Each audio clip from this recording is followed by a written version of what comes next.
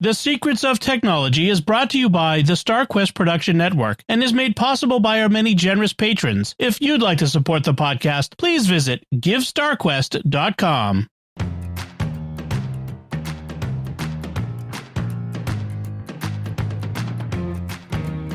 Hi, I'm Dom Bettinelli, and you're listening to The Secrets of Technology, where we discuss the technology news that's important to you from a uniquely Catholic point of view.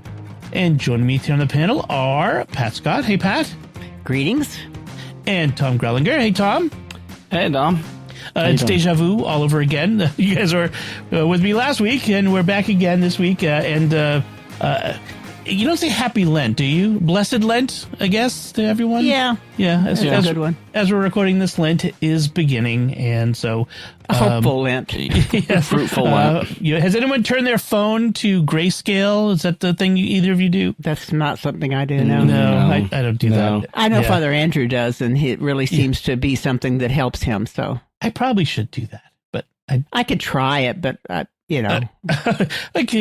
Steve Jobs' ghost would rise from the grave and haunt me for taking his beautiful iPhone and making it grayscale. Making a Kindle. Exactly. Yeah. I mean, I gray out mine when I go into work focus mode, just to that's make good. it a little less distracting. Okay. That's a good idea. That's a good one.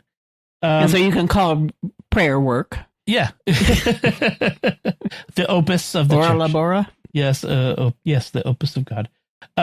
So last week we discussed, our topic was about protecting seniors from scams and various technologies. And so we did get some feedback. Listener Sherry wrote in. She writes, I listened to your podcast and have another recommendation. A really safe idea I came up with is to open a second bank account with your financial institution, but one that has no connection to online access or presence. The bulk of funds should be in this account.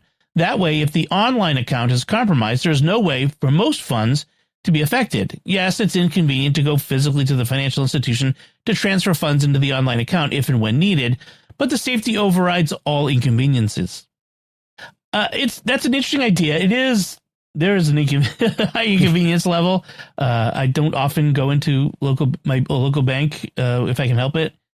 But I think there's like one level below that you could do that might be similar, which is having a second account that does have online access, but that you don't use it for anything. You don't have a debit card attached to it, anything like that, and you don't have that automatic low balance where it draws funds from one to the other if the balance gets too low, because that just becomes a fire hose out of your safety account.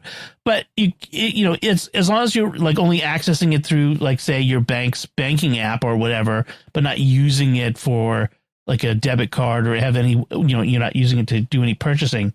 That might be not quite as Fort Knox safe, but one step below that. Well, another thing that some of my clients do is that they have their checking account, but they don't keep much in there. Most of it is in their savings account, which is not as easily compromised. It can be compromised, but it's not as easily compromised by apps and things like that.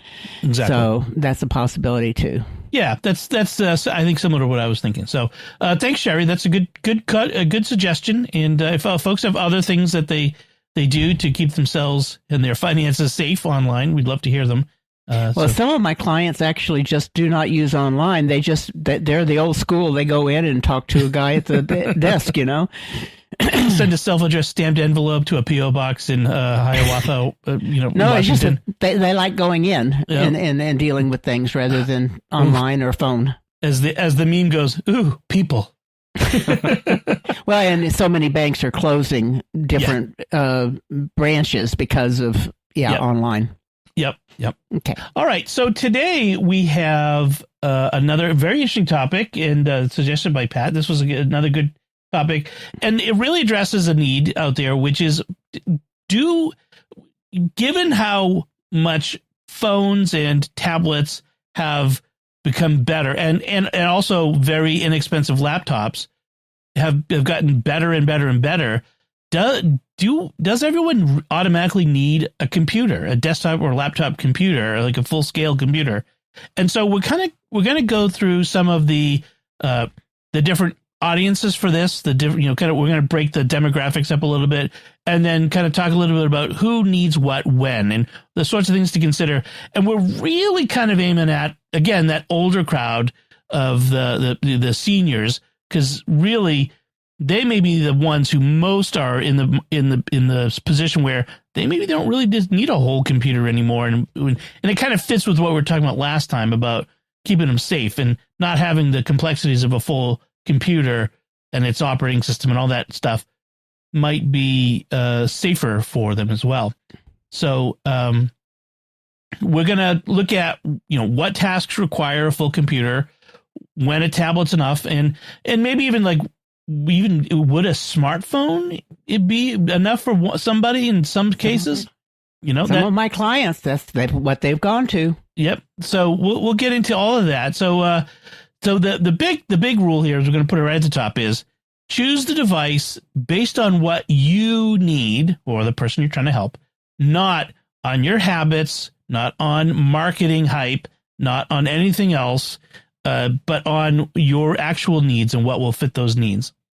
So at the basic tier, we have the smartphone, and that's with the smartphone, as we all know, is best for communication, texting, email, social media, banking Phoning. apps. What's that? Phoning. You could well, if you want to be a Luddite about it, yeah, you can make phone calls on it. Don't call any of my kids. They don't. Anybody under the age of about 25 doesn't want phone calls. So banking, shopping, photos, consuming media. Although depending on your age, watching video on it may be more or less comfortable or pleasant experience on a smartphone. Light document viewing, so basic documents, content creation for social media. There are plenty of content creators out there who live in their phone and they make their videos and they edit them there. They do everything on the phone. So it's possible for that.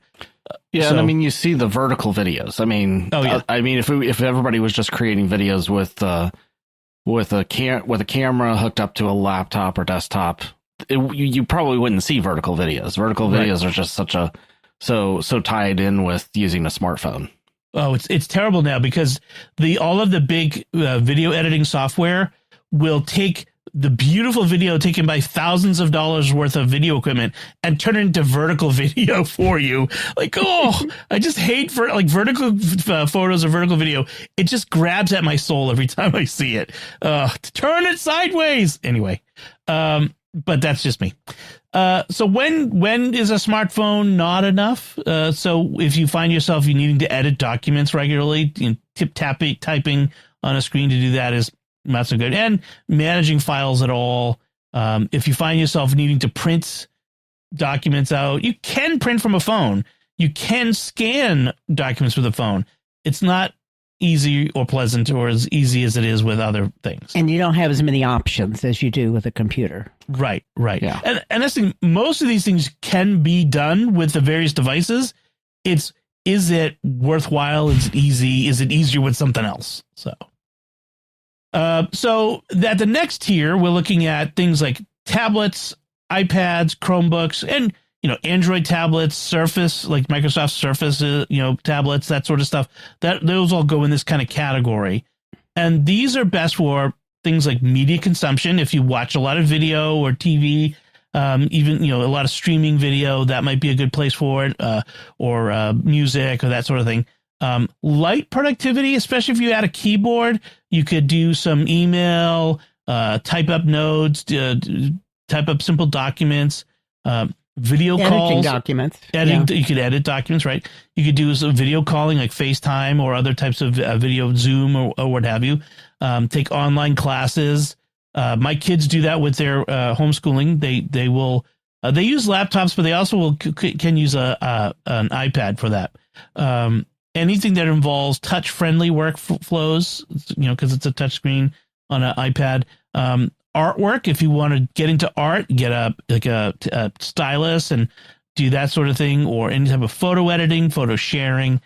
So that's what, like a tablet or an iPad or even a Chromebook, an inexpensive Chromebook. But you really get into limitations when you need to do any kind of file management. You can manage files, for example, in iPad OS. There's a Files app, but it's an app. It's not as easy. You can't handle bunches of files at a time like you can with a file management system on a PC or a Mac. Exactly. You can do multitasking if you really want to try, but it's certainly not as easy as with a desktop computer. So if you're constantly having to have 3 or 4 apps open at once that you work in, you can kind of do it mostly, but it's nowhere near as easy. Or if you have specialized software that just doesn't run on a tablet or iPad or even a Chrome OS Chromebook.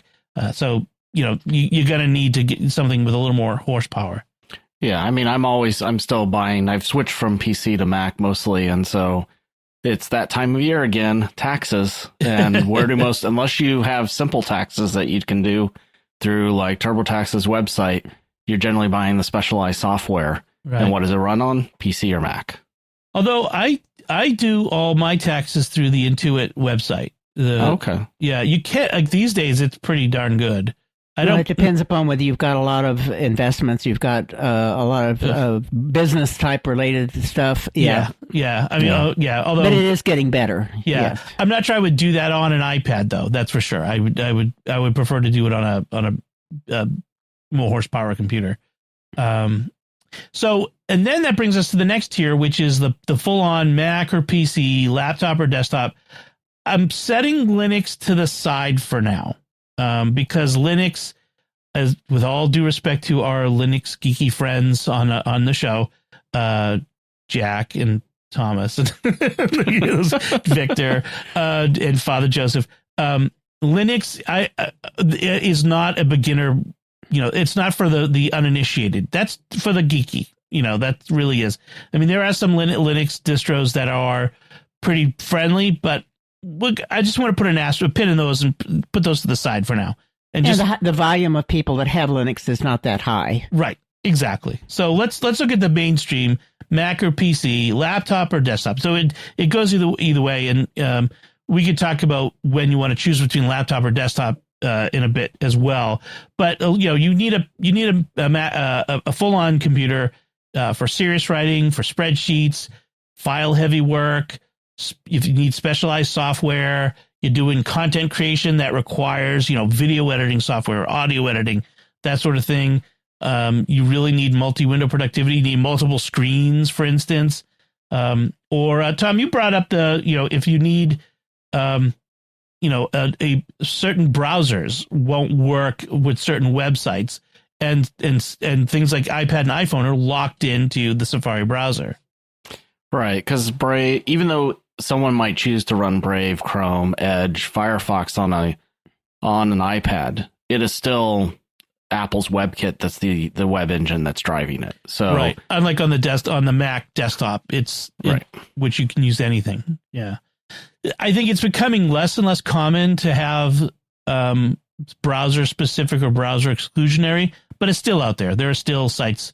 There's one like healthcare portal that we go to that always says you should be using this with Chrome or Firefox. I'm like, are you serious? It's like, come on, it's 2026. Like, get with the program. And I use it with my Safari browser with no problem. So you never know. So that's just CYA. Yeah, exactly. So that's approaching it from the hardware perspective. Let's look at it from a demographic perspective, and I want to break this down sort of into 3 groups: school-age teens, so like little kids. I don't want to. That's a whole specialized category, and frankly, preschool kids probably shouldn't have their own devices, but that's another discussion.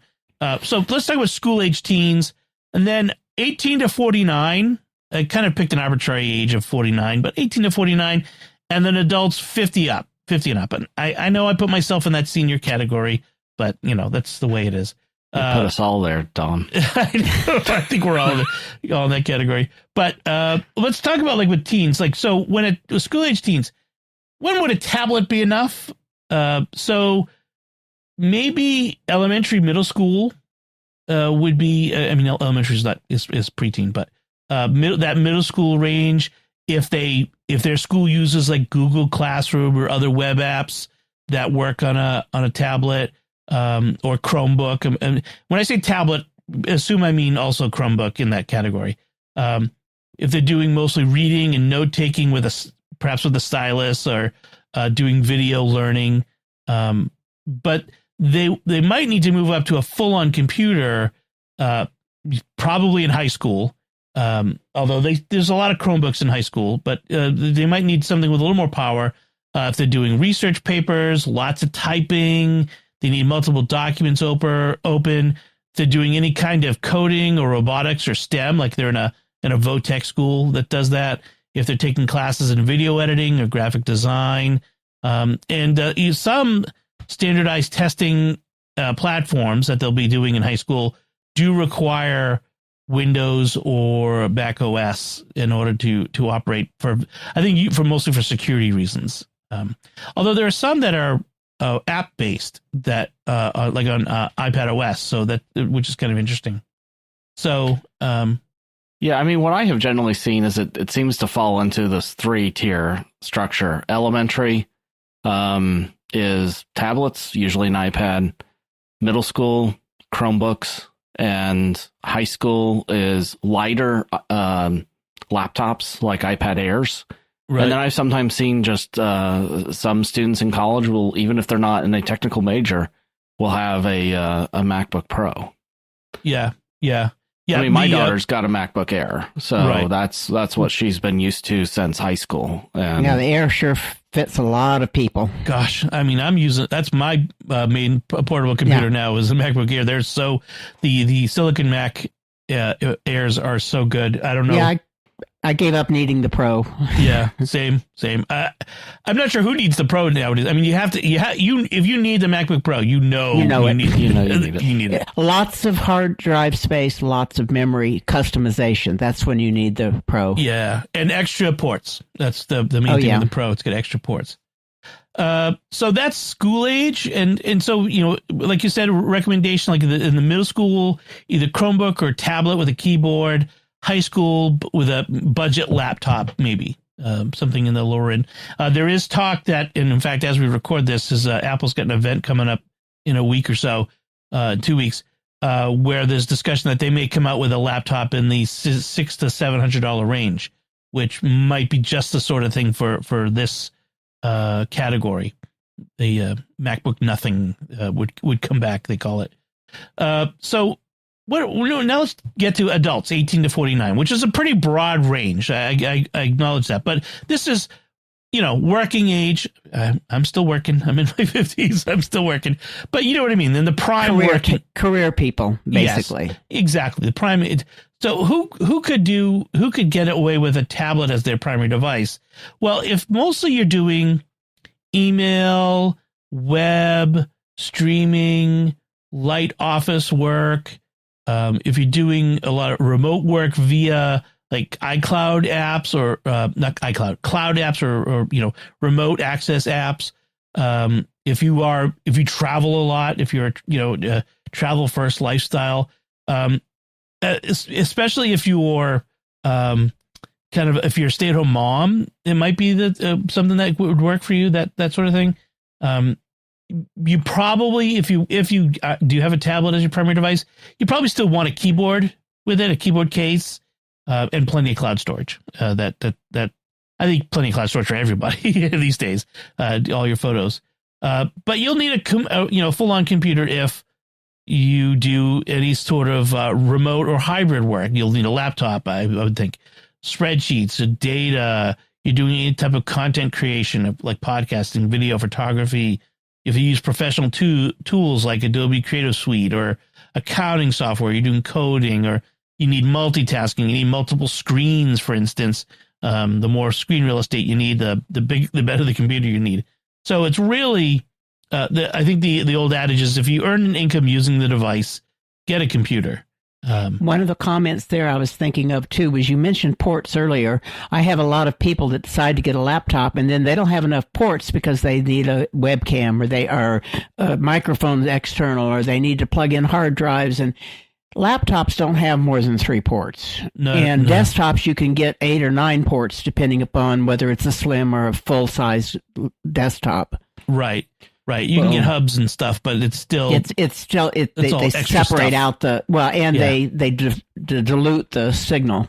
Right. You can only add so many. You're right. So that's one of the things that makes you have to decide between laptop or desktop is that you know, what do you need to connect to it? What might you need to connect to it, and how portable do you need it to be? I mean, so some folks just don't. They get a laptop, but they don't really need a laptop because they just use it at a desk all the time. So you know, and they need to remember to unplug it periodically and let the battery run down. Yes, right. Exercise the battery. Yes. So yeah, that's a good point. So that's the 18 to 49. Now let's talk about the folks above 50 and above.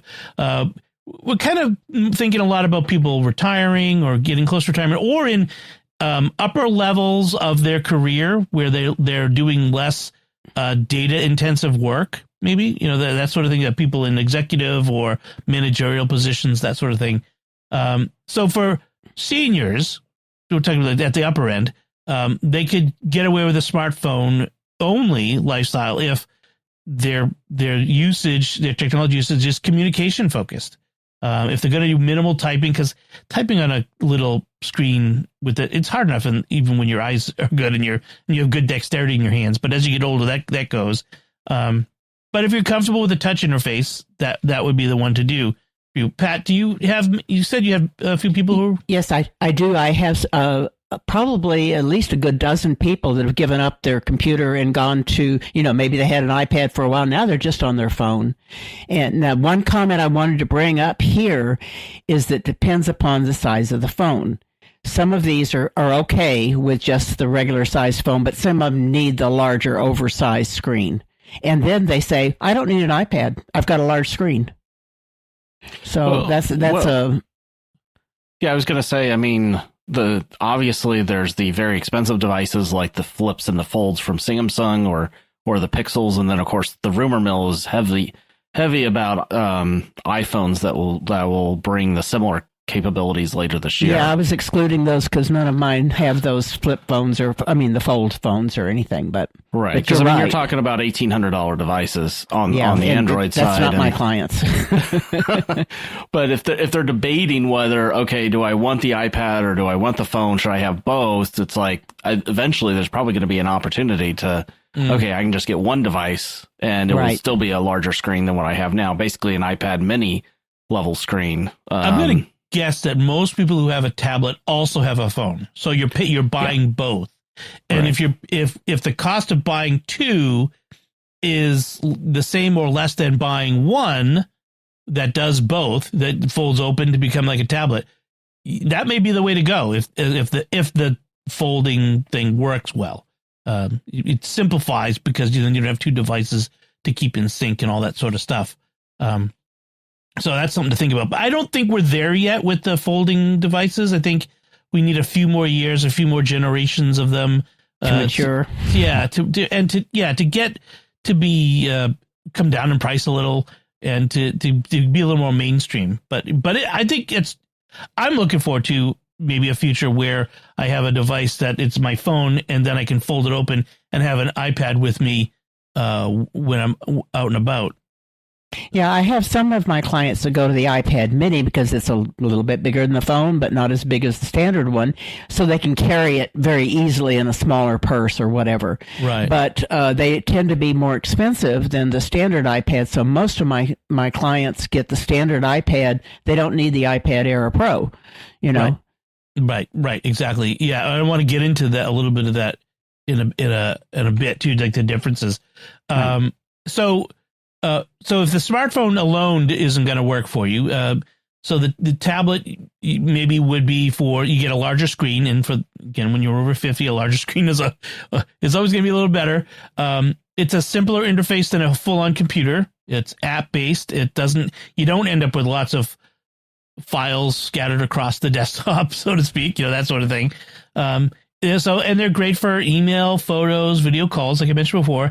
Telehealth appointments on an iPad can be really great for doing reading, for consuming media, So yeah, like photos is a great one for folks. Beautiful photos, yeah. Yeah.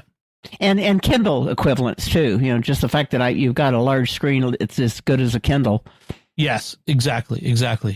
Yeah, I'm getting ready to sell one of my wife's old iPad Air 3rd gen and to my brother-in-law, and that was the thing he said he was interested in was being able to read books. Right. And exactly. enlarge the type. Yeah.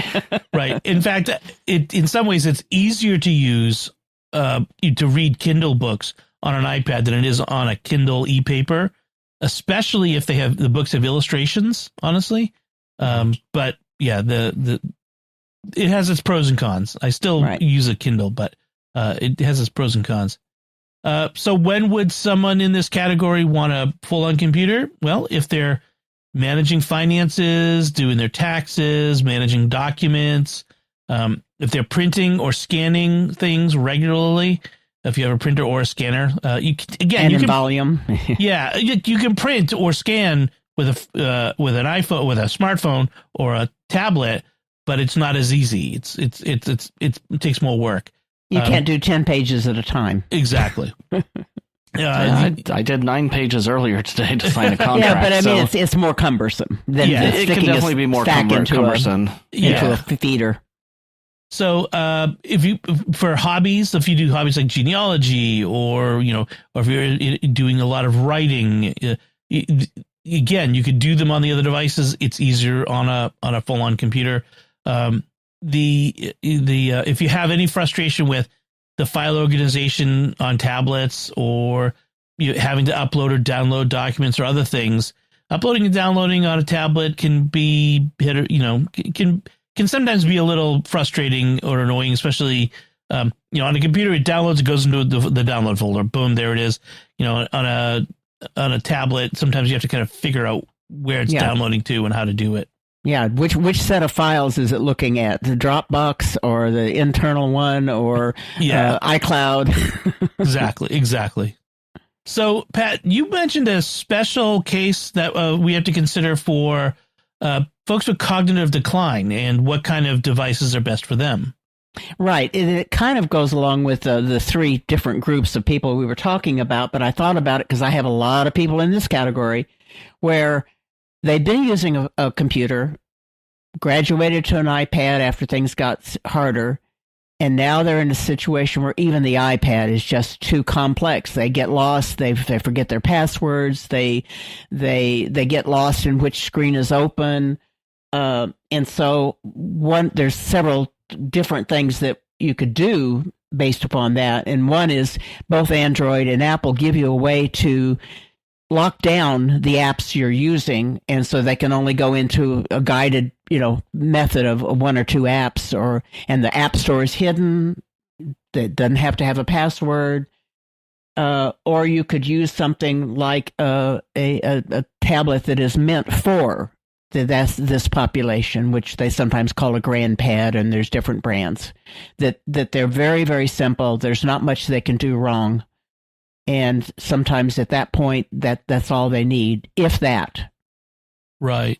And sometimes I have people that are just using a smart frame over in the corner to see their pictures. That's gotten real popular with my seniors, especially as they move into memory problems. Just having that smart frame that anybody can send stuff to. Those parental controls or screen time or whatever they call it, they're not just for parents to control the kids' devices.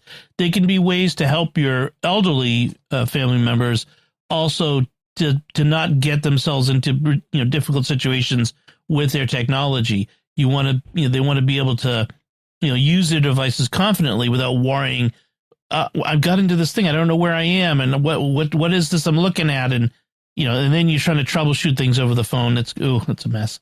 One of the things that's nice is to use MDM, which is a multi-device management. This is a system that a lot of companies use to manage, if they hand out phones or tablets or computers, to manage them remotely, the IT department. But you could do this in your own family with your own devices. You can, subscribe to an MDM system that you can then manage and provision the phone or the tablet or the computer of someone in your family remotely, even if they're not nearby. So it's a way to do that, and it's built into iOS and iPadOS, like the ability to use these services. I didn't know that, so thank you. Yeah, there's put some links in there for me. Yeah, I will. So they you use a third party service, but but Apple has opened up places in the operating system, hooks for them to get in there and to do these sorts of things because it's in demand. And again, like I said, companies do this with their IT departments, but there's no reason you can't do this as an individual with devices that you own or in your family. So that's something to think about. Yeah, I mean, basically you go into the settings app and there's an option to install a profile. Or what you do is you start with the software and it'll say, hey, it will need access into settings to install this profile. And then once that profile is installed, then you can guide it to configure it the way that you want so that, icons are hidden, certain functionalities disabled, etc. So it's very, very powerful software. Is it too techy for the average person, or can the average person, you think, set this up and manage it for their I think the average person who listens to this show probably could do it. Yeah. I mean, the person who it's intended for, no. I mean, this is something that someone who's going to have to help a senior, their caregiver, their caregiver, their family to actually members. do it. Yeah. An MDM is not the simplest thing to install or deal with, but there are a lot of companies out there that I think have gotten a lot better at managing that. I mean, I'm used to it in the corporate side, but obviously it's used both for managing children's devices and for, in this case, those who may be memory impaired. Right. Jamf is one that's very popular aimed at Mac, Apple stuff. But there's a whole bunch of others. There's a Capterra page with mobile device management software that it rates. So I'll put that in the show notes. And does that also let the manager remote into them? Or is that a separate problem? For some of the devices, you can remote in. I'm not sure if you can remote into iPads or I mean, you can kind of do it even now, just like when they can show a video of it. Yeah, it gives you a video. But there are things you can you can remote into it. You can't like take control and do things on it, but you can remote in and update software and update apps and install apps and that sort of thing. So you can do that remotely. But I'll put some links in the show notes for folks. You can take a look at those. But basically, I'm dealing with several sets, people who are family members trying to help their elderly that are having problems. And then the caregivers, like the institutions, they don't have the time to go manage it when granddad can't get into the Zoom app or something. Right. So anything we can do to help them. Definitely. So let's look at the decision tree, the decision checklist. How do I decide what to do? Let's start with the 5 questions. So you ask yourself 5 questions. Do you regularly create long documents or spreadsheets? Do you need specialized software? Do you manage lots of files? Do you need multiple windows at once? I feel like I'm on an infomercial. Do you earn money using the device? Then if you answered yes to any of these, you need full computer. Get full computer now. But if your use is mostly email, web, video, social, then a tablet or a phone could be enough. So it's still the full-on computer is still kind of the default device. It's still the most capable of devices, but it's not necessarily true for everyone. And that's the thing we have to really get across is you don't necessarily need a full computer, because even though, the pricing on these, like a smartphone can be more expensive than a full computer. It's not about price necessarily. It's about complexity and ease of use. And don't get anything more complicated or more complex than you need to get. I think that's really the lesson here. So let's talk about some buying recommendations in these categories for teens. So I'm going to talk about Macs, Windows, computers, Chromebooks, and basically tablets, iPads. And if you guys have others you want to throw in there, because Tom, I know you had a few things that you came up with that might be options for folks as well. Be sure to throw them in at the appropriate time. But when we're talking to teens, or about teens don't want us to talk to them. We probably looking at, we mentioned before, 13-inch MacBook Air. If you are a Apple family, if an Apple is the thing you want to get, an Apple 13-inch MacBook Air is probably pretty default for a desktop computer, for a computer. When you're looking at Windows, now the Windows ones I've picked here are kind of arbitrary. I'm not really a Windows guy, so I'm not sure if these are necessarily the best. Don't take these necessarily as the recommendation, but something in these categories. So something like this, like an Lenovo IdeaPad Slim 3, that's a laptop, or any of the HP 15.6-inch Core i3 models. Those are also laptops. So something in that area, less expensive but capable, I think, is what we're looking at here. And then with a Chromebook, something like the Acer Chromebook Plus 516, again, a pretty entry level basic Chromebook. That's probably about $200, I think, is what I saw. So you're not spending too much there. Or a basic, the iPad standard 10th generation. I think those are $329 still, or somewhere around there. I saw one Best Buy for $289 recently. Oh, okay. So that and the Mac Air's entry level ones have gone. Best Buy usually has some sales on them. Yeah, they're frequently between $269 and $299, so $289.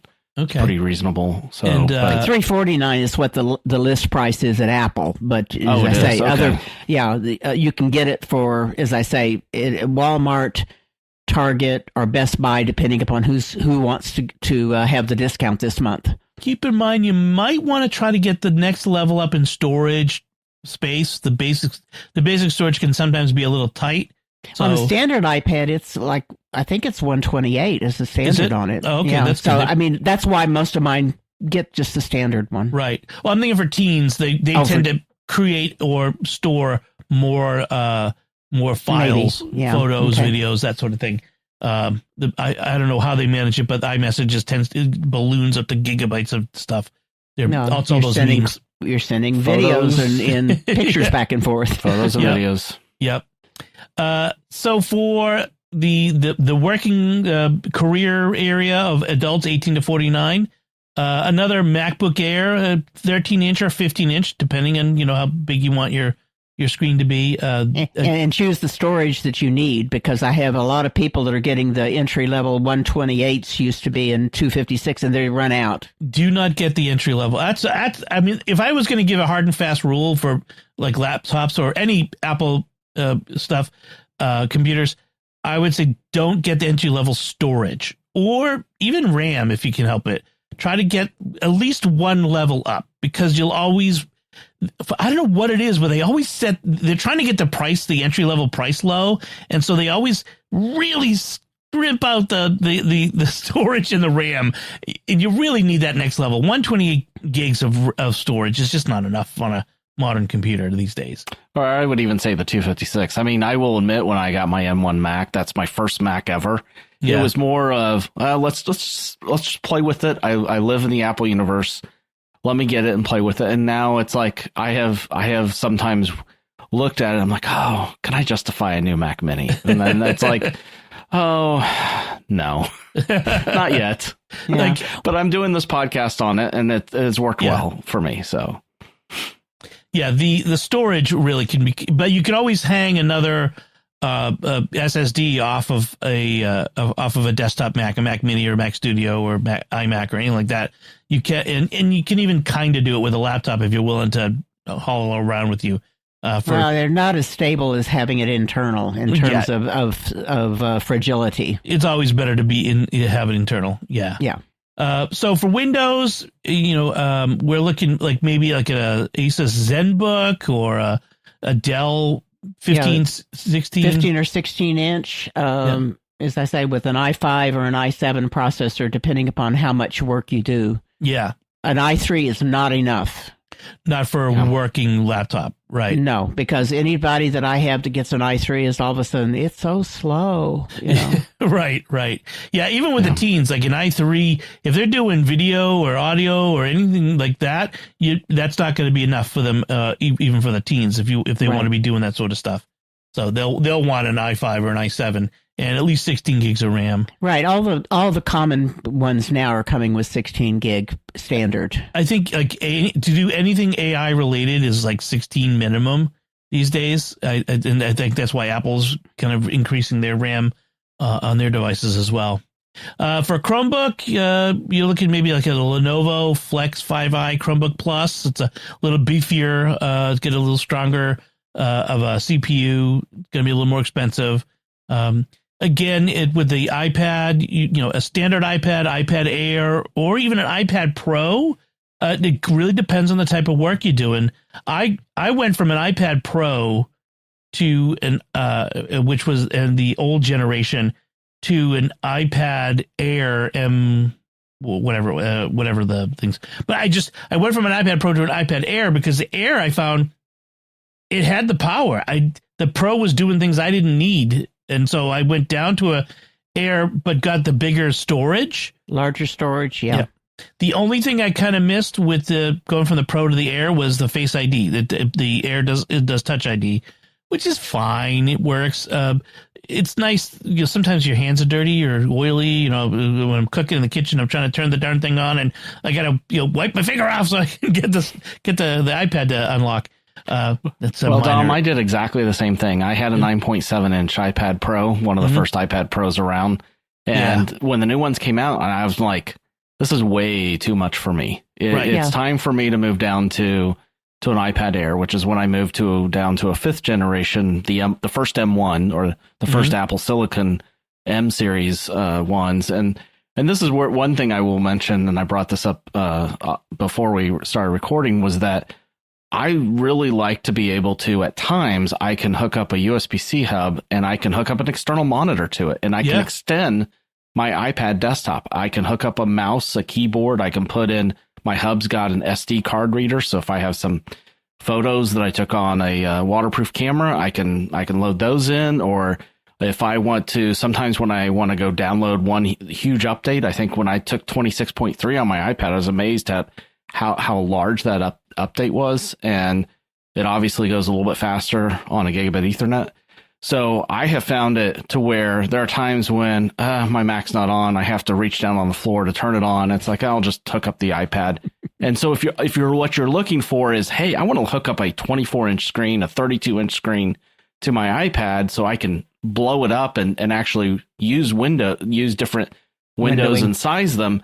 I can actually do that with an iPad Air or an iPad Pro. You can't do that with a standard iPad, but you can with the beefier ones. Yeah. That's one of the things I did, by the way, when I went to the Air from the Pro. I got the bigger screen on the Air. I saved enough money by going to an Air that I could, increase the size and get more storage. And I really didn't need the extra stuff that the Pro did.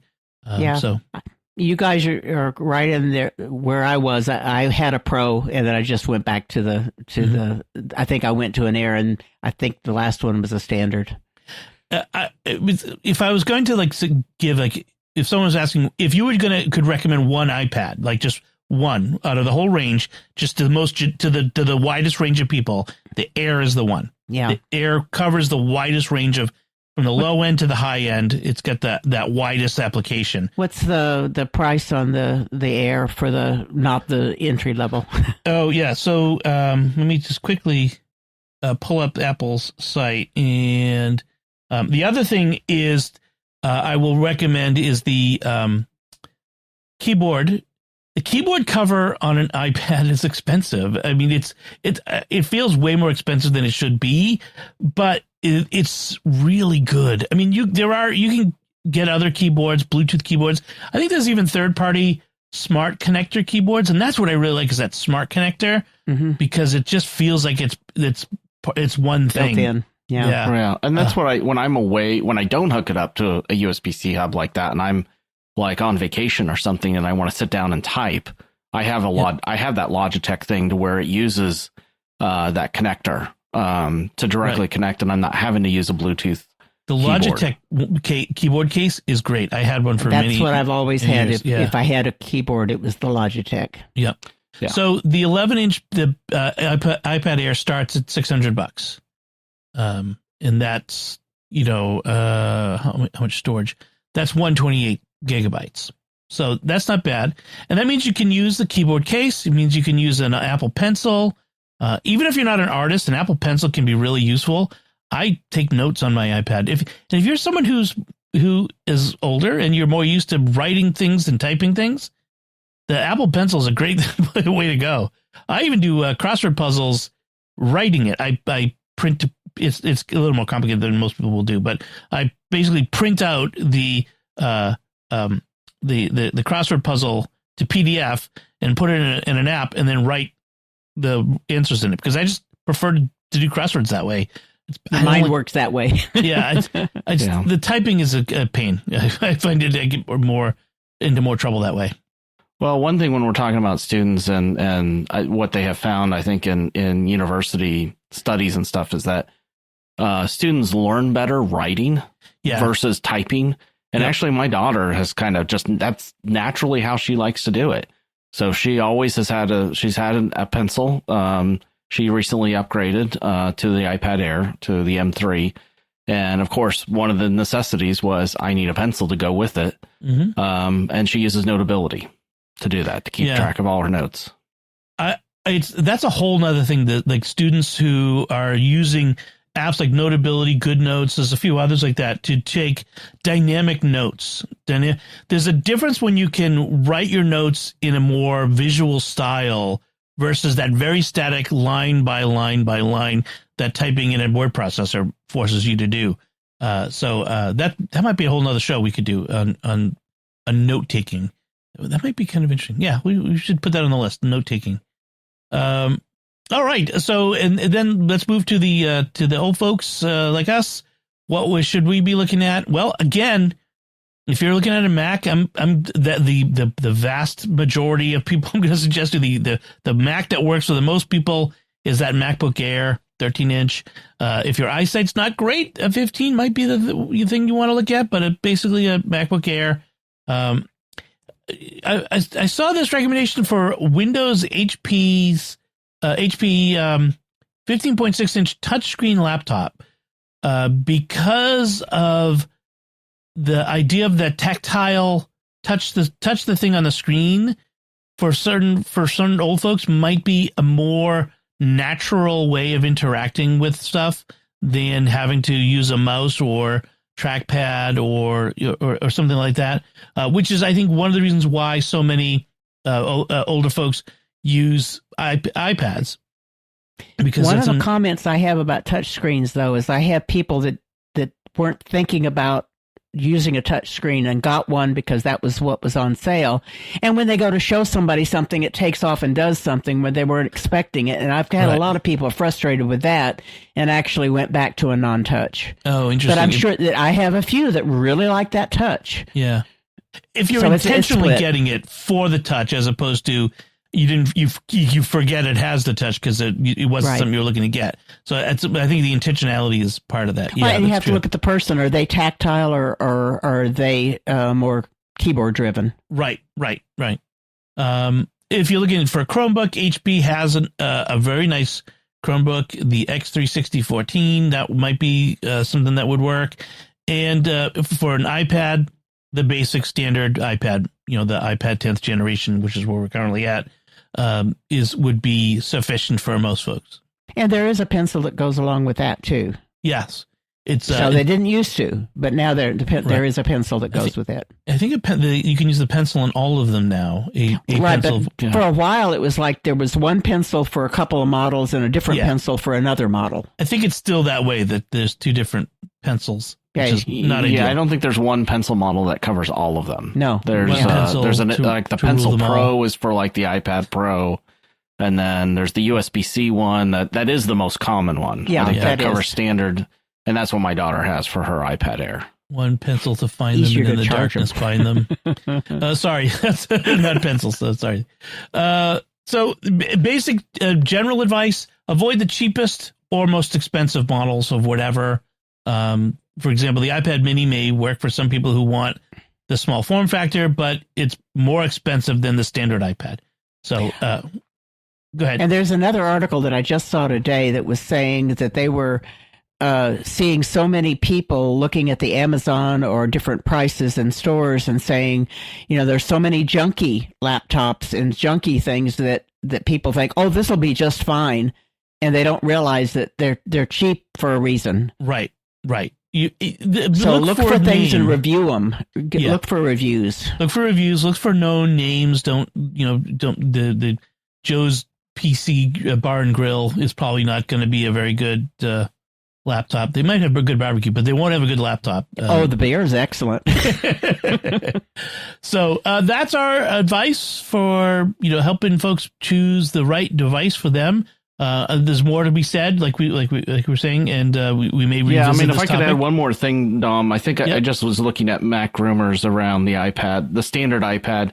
I think actually it's at the 11th gen at this point, but they're also not recommending it. There is some rumors that there will be an updated iPad, whether that comes in 2 weeks or is later in the year. Obviously, I don't know, but when the rumor in the geeky sites, when they're recommending buy or don't buy, I take it with a grain of salt when I'm talking to regular folk, because they should just buy what they need when they need it and not be worried about, like, we want the cutting edge. We always want to have the best one. And if I buy an iPad today and it comes out with a new one in 2 weeks, I'm going to have buyer's remorse because I want that one. But for most folks, if I'm buying one for my mom or my dad or, my aunt, they'll be happy. They don't even know that this is a new iPad. Model. Yeah. They don't know that and frankly, you might even get them the last generation because it's cheaper and they don't really need the most up to date. But I take what you're saying. Like, keep an eye out if it's if the rumor sites are saying there's going to be a new one in a week. Maybe wait a week, see what they got. Maybe they'll come up with something better and cheaper. It could happen. Or if they say this model is going to be killed, they won't have support. But Apple supports their stuff even after they no longer provide. 7-8 years at least. That's another actually good point about it is make sure that the manufacturer supports the devices for a good long time, because these sorts of things, especially for older folks, they're not going to get upgraded very often. They don't need to be changed out for the newest, the latest and greatest very, very often. You want them to last, and that's fine. iPads, I know, last forever. Macs will last forever. So the only concern I had was sometimes is people will buy a two models old phone and they have 2 years less to use it because the software support's going to be not for the full length of time you would expect if you got the latest model. Right. I'm less likely to say that with a phone to buy older ones. All right. Before we move on, I want to take a moment to thank our patrons who make it possible for us to create the secrets of technology, including Loretta F., Richard G., William T., Matisse 64111, and Brad M. Their generous donations at GiveStarQuest.com make it possible for us to continue the secrets of technology and all the shows at StarQuest, and you can join them by visiting GiveStarQuest.com. So we had some headlines, but I think we're going to move right ahead into our picks of the week since it's getting kind of long in the tooth in this episode. So why don't we start with you, Pat? What is your pick this week? Well, I had seen some studies just come out about aging people and cognitive issues. And this particular study was something that showed that if this particular application were being used, that this could help, shall we say, reduce the likelihood of dementia and Alzheimer's. It was like 25% less dementia. And it was like using this one app for 10 weeks or 12 weeks or 14 weeks. I don't remember exactly. But that really intrigued me because of my own situation and other people's situation. So I went ahead and sprung for it. And what I looked for was in the article, they mentioned the specific app. And I started looking for it, and Brain HQ is the one that contains that app. And they contain a lot of others. And it's not to say the others won't do some good too. It's just that this had been shown with tests that it really seemed to be quite effective. So Brain HQ, it was $95 for the year. I figure I'm worth it. But you could try it for a couple of months and just try the monthly subscription and say, that's it. So there's a couple of different Brain HQ apps that come up when you search, but we'll have a link to the particular one. The one you linked was Brain Gain. Pat, is that the one you wanted to do, or? Oh, maybe I didn't do the right one because mine is Brain HQ, actually. Okay, that name. So, I see. Yeah, I see. I think I have a wrong link in there. Okay, yeah, it's the App Store. You know that Apple's going to fix that. I know. It's so hard to find things. So Brain, yes, Brain. The HQ. other links I've got are to the articles and the research. So that's we'll have those. We'll have those in there definitely. I was going to look and see what the monthly was on that, but that's fine. I think it's like $12 a month or something like that. Give it a try for a month and see what you think. We'll add the links to the articles about the research, but also to the correct particular app. Thank you for catching that. No problem. All right, great pick. Tom, what's your pick this week? My pick this week is I was looking for. I had to buy a replacement for a smart plug. I had an older. KooGeek was a model that I had used originally to integrate with HomeKit, and it started to flake out on me. It would just become disconnected. And so I looked at, and one of my considerations is I want something that, if possible, is Matter compliant. So Matter's the home standard that should allow you to hook up devices to Apple, Amazon, Google, and any other smart home vendor or platform. And so I looked at Tapo, which I think is part of TP-Link. And so I bought a plug. And then I came back to them because I was starting to think about opportunities to where, okay, what if I have my washing machine suddenly overflow? I would probably want to know that. So I bought a water sensor. Now, if I get a water sensor, then I get more fully into the universe of Tapo products and have to buy a hub. So bought the hub, bought the sensor, bought at least another smart plug or two to handle Christmas lights and things like that. And then I also bought a temperature sensor for my garage. I'm always wanting to know, okay, how cold does it get? How hot does it get? And so forth. But the key thing was the water sensor I was starting to think about, especially when we were gone for a couple of weeks. I kind of want to have that peace of mind knowing, okay, yes, I turned off the faucet handles into my washing machine, but it's still sort of that I've had it overflow before and had issues, and it would just be nice to know. And I've been very happy with them.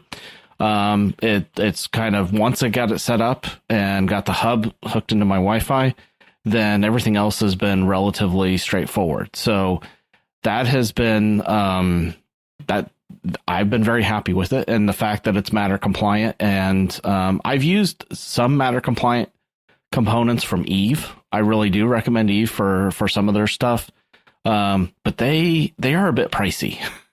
And so Tapo, yes, you need a hub for it, but at the same time, once you're invested in that universe, it seems to be it seems like it offers a lot of different options, including cameras and other stuff. And I know last time I offered the Eufy camera as my pick of the week. And so picking a little bit different smart home here and kind of mixing and matching. And when you do that mixing and matching, if you can use the Matter standard, if possible, that's probably your best future proofing option. In case for some reason you decide you want to go from Amazon to Google or Google to Apple, your devices are still going to work. Right. As far as the water sensor goes, I actually have a future pick that's going to be a water sensor too. There are two types of homeowners: those who have had water leaks and those who have not yet. Yes. Oh, and Dom, I remember all your stories about your adventures. Yeah, one of my brothers ended up investing in a water sensor after there was a pipe break in his house during a freeze, and he was somewhere else. Don't be like me and your and Pat's brother who got it after the water leak. Get it before the water leak, and maybe pair it with a smart water shutoff valve that will turn off the water automatically if it detects a leak when you're away. That would be another good thing to add. But I have another water sensor. There are lots of good water sensors out there, so I'll have one in a couple of weeks that I'm going to be suggesting. So good. But the other stuff looks good too. I've been looking at cameras. I've got old Ring cameras, and I've been wanting to switch to something different. And I like the idea of the solar powered cameras that are HomeKit compatible. That would be a money savings actually for me, even though I'd had to buy new cameras, because I'm paying Ring, an annual fee to store my video, which is a pain in the neck. I don't want to do that anymore. I'd rather save it in the cloud. All right, so I have a pick. It's a bit of a seasonal, not really kind of pick, but it is. It used to be, if you were afraid that you were going to lose power in your homeowner, you'd have a portable generator, gas powered generator, maybe a propane powered generator. That's a little more unusual, but those are out there. But nowadays, there's more and more batteries that are people are getting backup batteries. These are not like the small ones you plug your phone into. These are big, heavy batteries that can power larger devices for long periods of time. So I was looking at getting one, and I got I got it when it was a Black Friday sale, I think, when I bought this. I forget exactly how much I paid, but it's the Jackery Explorer 2000 portable power station. It has 2,000 watt hours of backup power, and you can also connect to it a solar generator that they will sell you separately. It has 3 regular power outlets on it. It has a bunch of USB-C ports. I leave it plugged in to my power, and if the grid goes down, I can then plug my fridge into it. I can plug other devices into it, my freezer. The nice thing is I still have my gas generator, and my plan is, so the problem with the gas generator is if I don't have an interconnect switch on the outside of the house to get power from outside to inside, I have to leave a window or door open. And in the winter, that's less than ideal. So my plan is if I ever have to do this is use the battery. When the battery gets low, take it outside to the generator and recharge it off the generator, the gas generator, and then turn off the gas generator and bring that back inside. And that way they're working together to extend the amount of gasoline that I have. And I don't have to have a gas generator running constantly, which is loud. There are bigger ones and smaller ones. So you buy it based on your perceived need. I wish I could get one that would power my home heating system, but I don't think that I've got the means for that at the moment. That would be pretty beefy. But because if we lose power in the winter, in the summer we can survive without AC, but in the winter you literally can't survive without heat. So, but this is a great backup power generator. I mean, it's heavy, it's luggable, but you could take it camping and power your whole family's campsite off of this battery for a week. I mean, it is pretty beefy. It's got a lot of power to it. So, what's the starting price? This particular one is $889, so it's not cheap. They have bigger ones. There's like the Jackery. This one is the. Why is this one 1,500? They have bigger ones, but you have to kind of look at what they come with. Some of them come with extra things that change the price. Like if you get it with the solar power panels, the solar generators, it's like $1,200. It's a few $100 more, but it gives you a vast array of panels that in order to recharge this darn thing in the course of a day if you've got sunlight. So how is it with have you tested it with your fridge, or do you have a deep freeze that you've tested with? I haven't tested it with it. I haven't taken the chance with it, but but you can do the math. You can, look at, they say like you can run a fridge for 72 hours off of it. So, and that is, that's pretty long. So if I plug my fridge and freezer into it, I could probably get 36 hours out of it before I have to recharge it. And again, I could recharge it off the generator. So I'll probably have other things plugged in. And like a fridge and a freezer, if you're not constantly opening them, they'll keep the stuff inside cold, for a while you're recharging it and that sort of thing. So it's not the end of the world. And it's rated for a 10-year battery life with 4,000 cycles, which is pretty good. That's the other thing is these tend to get less use over time. because they're backup batteries as opposed to, like phone charging batteries. So they need to be able to survive long periods of time without being discharged regularly. So that's my pick. And yeah, it would have been handy last week when we lost power for an hour and a half. Yes. I've had power outages where it would there was one time where I got out the generator, I hooked up the fridge and the freezer and the coffee maker and the toaster oven, and then the power came back on. I'm like, just as I got the last thing plugged in. Well, I guess I don't need those anymore. So, all right. So that's our picks this week, and that's it for our discussion this time. If you've got any feedback you want to share with us on anything we've discussed, you can let us know by sending us an email to technology@sqpn.com. Visit the StarQuest Discord community at sqpn.com/discord. You'll find links from our discussion and our picks of the week on our show notes at starquest.fm/TEC333. And you'll find previous episodes of the show at sqpn.com/technology. You can follow The Secrets of Tech in Apple Podcasts, Spotify, TuneIn, your favorite podcast app, or on our YouTube channel, youtube.com/StarQuestMedia, where you should make sure to subscribe and hit the bell to get notifications of new episodes. And it always helps us if you write a review in Apple Podcasts or give us a rating. 5 stars would be great on any of the podcast directories that let you do that. And share the podcast with your friends. Help us grow this community and reach more folks. Until next time, Tom Grelinger, thank you for joining me and sharing the secrets of technology. Thanks, Tom. Pat Scott, thank you as well. Glad to be here. And once again, I'm Dom Bettinelli. Thank you for listening to the Secrets of Technology on StarQuest.